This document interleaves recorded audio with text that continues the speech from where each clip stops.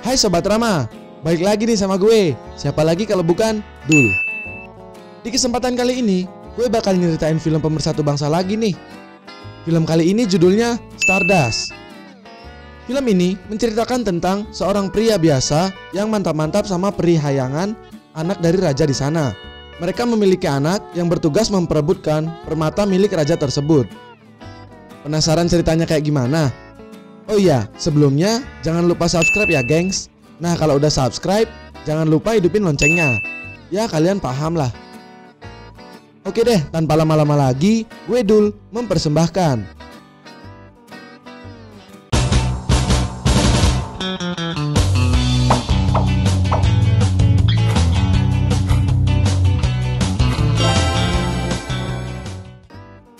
Di awal film, kalian akan mengenal seorang pria yang bernama Dunstan. Ia tinggal di sebuah desa di Inggris yang berbatasan dengan dunia fantasi yang bernama Stromhold.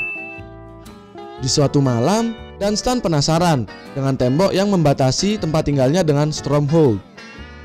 Dia udah minta izin ke penjaga tembok tersebut, tapi penjaga itu tetap tidak mengizinkannya.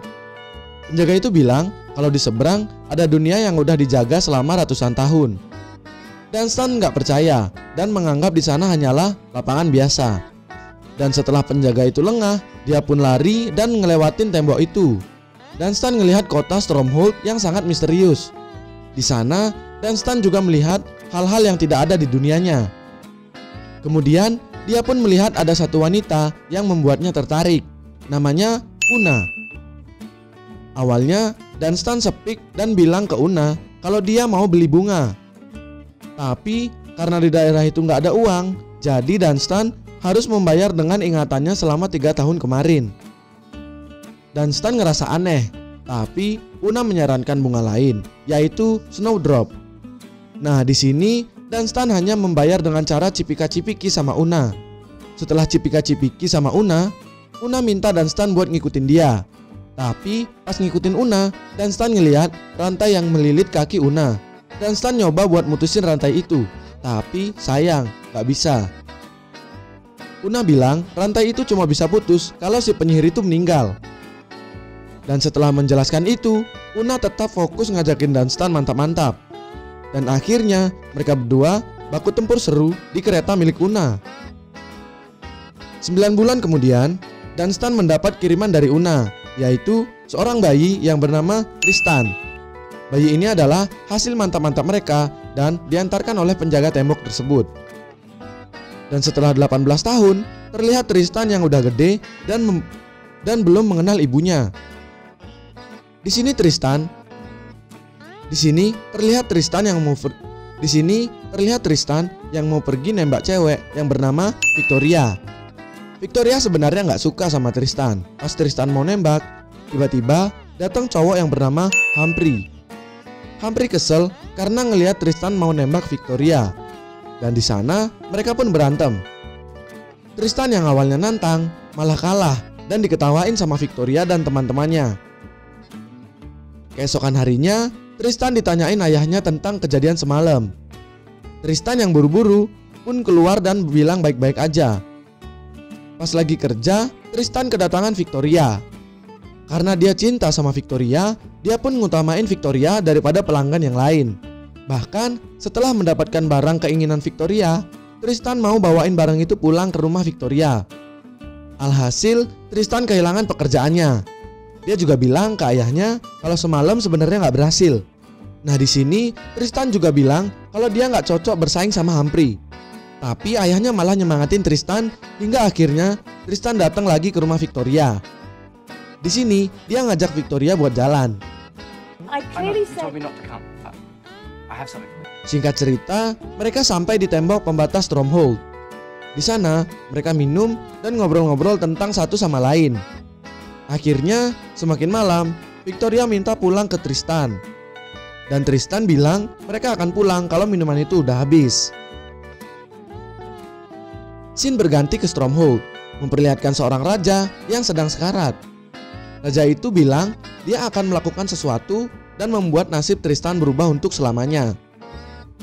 Di sana, raja itu memanggil 4 anaknya yang tersisa, yaitu Primus, Secundus, Septimus, dan Tertius.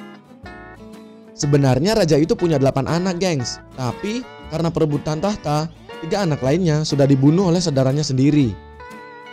Raja itu menyuruh Secundus buat ngelihat keluar jendela. Nah, di sana Secundus ngelihat kerajaannya. Tapi pas lagi ngelihat itu, dia didorong oleh Septimus. Akhirnya Secundus berkumpul dengan 3 saudara laki-lakinya yang sudah meninggal. Mereka akan terjebak sampai raja baru terpilih. Raja pun kemudian menanyakan Una, yaitu putri satu-satunya yang dia miliki. Raja menuduh jika salah satu dari mereka membunuh Una, padahal Una sebenarnya menghilang. Di sini raja memberi cara lain untuk pelantikan raja selanjutnya. Kalung rubi milik raja itu diperlihatkan memudar. Dan siapapun yang bisa mengembalikan warnanya yang akan menjadi raja selanjutnya. Setelah itu, kalungnya terbang jauh menuju bumi dan menjadi bintang jatuh. Tristan dan Victoria melihat bintang itu. Nah, Victoria bilang kalau Tristan bisa ngambil barang itu, dia akan menikah dengan Tristan. Tristan setuju dan Victoria memberikan waktu seminggu sebelum ulang tahunnya tiba. Di situ terlihat penyihir jahat yang juga melihat bintang itu. Bintang itu pun jatuh di Stromhold dan berwujud wanita cantik bernama Yvain. Si penyihir pun membangunkan saudaranya dan memberitahunya. Mereka langsung pergi mencari bintang tersebut. Sebelum pergi, mereka memutuskan untuk memakan hasil bintang jatuh yang udah berumur 400 tahun. Setelah mengundi, salah satu penyihir yang bernama Lamia pun memakannya. Lamia menjadi cantik dan bertubuh kencang layaknya wanita muda lagi. Singkat cerita, terlihat Tristan yang berusaha nyebrang tembok itu. Tapi penjaga tembok berhasil menghadangnya. Dan sesampainya Tristan di rumah, ayahnya bertanya. Tristan bilang kalau dia mau nyebrang tembok tapi gagal. Malah dipukul oleh penjaga tembok itu. Di sana ayahnya ngejelasin semuanya. Ternyata Tristan diberi peninggalan oleh Una, yaitu sepucuk surat berisi lilin, rantai kaki Una, dan bunga yang ayahnya dapat waktu itu. Di surat itu tertulis jika Tristan ingin ketemu mamanya, dia harus memikirkan mamanya ketika lilin itu terbakar. Dan gak lama lagi Tristan pun menghilang dari sana. Nah, setelah itu Tristan tiba di lokasi bintang jatuh tadi dan menimpa Yvain. Yvain bilang kalau dia bukanlah ibunya. Dan ternyata Tristan tidak memikirkan ibunya, melainkan bintang jatuh yang diinginkan Victoria. Akhirnya Yvain bilang kalau dia adalah bintang jatuh tersebut. Tiba-tiba Tristan mengikatnya dan ingin membawanya ke Victoria agar dia bisa menikah. Yvain gak mau ikut sama Tristan. Tapi di sini Tristan nawarin sisa lilin yang dia punya agar Yvain bisa kembali ke langit. Yvain pun tertarik dan mau membantu Tristan. Singkat cerita, ketika mereka berjalan, Yvain mengantuk dan capek. Dia bilang kalau dia adalah bintang dan seharusnya tidur di siang hari. Kemudian Tristan mengikatnya di pohon dan pergi mencari makanan untuknya. Nah, tiba-tiba Yvain kedatangan unicorn dan unicorn itu melepas rantai Yvain. Setelah itu Yvain pun kabur dari sana. Singkat cerita, Primus yang sedang mencari kalung rajanya lewat di depan Tristan. Tristan pun langsung lompat ke arah kereta kencana milik Primus. Tapi Tristan malah jatuh. Primus pun sadar dan kesal. Tapi setelah Tristan menjelaskannya, Primus mengizinkannya untuk menumpang. Di satu sisi terlihat Yvain yang nemuin salah satu penginapan di sana. Penginapan itu adalah salah satu cara Lamia menipu Yvain. Akhirnya Yvain disambut oleh Lamia. Di sana Yvain dimanjakan bahkan sampai Lamia rela memijatnya.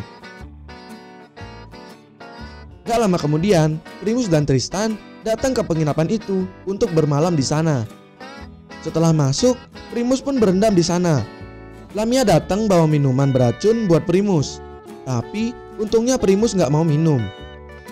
Minuman itu malah diberikan kepada Tristan.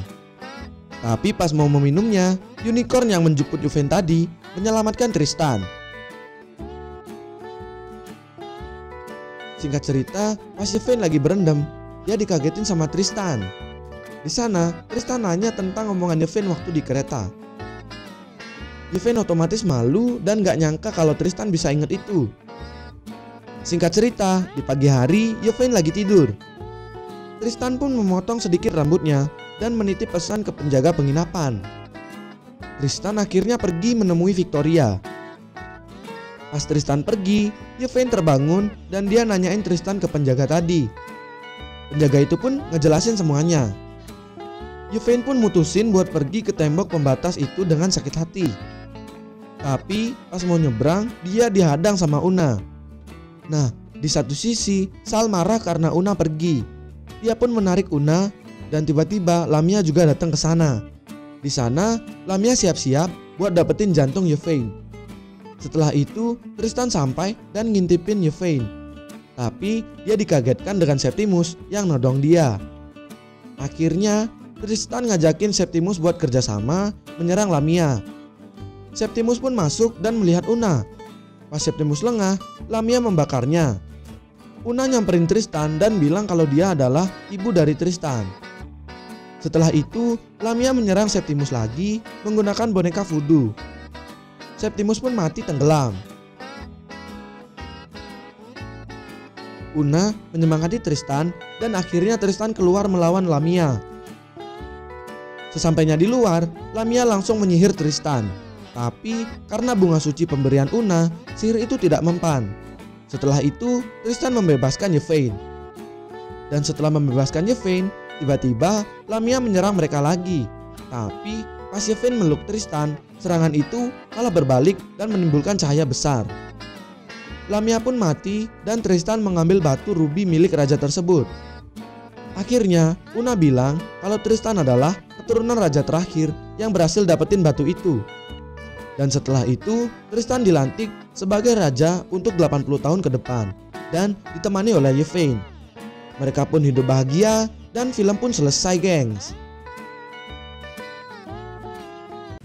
Terima kasih telah menonton video ini. Jika kalian ada request film, silahkan tinggalkan di kolom komentar. Jangan lupa untuk subscribe, like, dan share video ini dan nyalakan loncengnya agar kita cepat dapat duit. Salam Trama.